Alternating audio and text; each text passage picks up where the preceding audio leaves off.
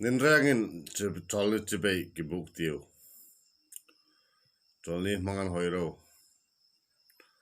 Pathien thu an kha hril ke tiu. Pathien thu hi thil chi an khachena. Hi chi hi bogru ka an vak thaya.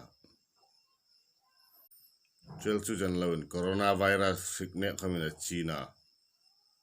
Pathien thu hi. Thil ngai lo thilan tir thai tu chena. Chulai chun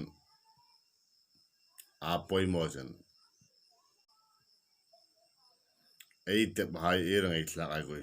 Alim tlak al jara chu.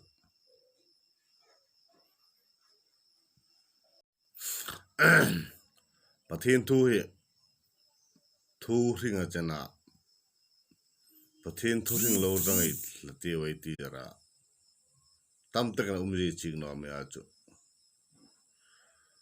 Thu hi a ring hi tamanoa. Pathien thu ruk hi chu. Larawan thu jen lain.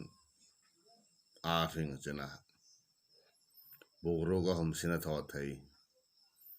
Thu mai popo thu ringa sun chu. Bible hi chena pathien thu hi.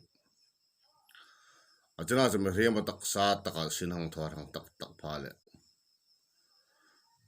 Taksa dautu an tam hlei khan. Hi pathien thu hi me rema en ring tak thai no. Kin chik dan kin mu dan chen cha. Sin thaw tak rang phale hi dam me rem taksa ti sar han lo that pat jak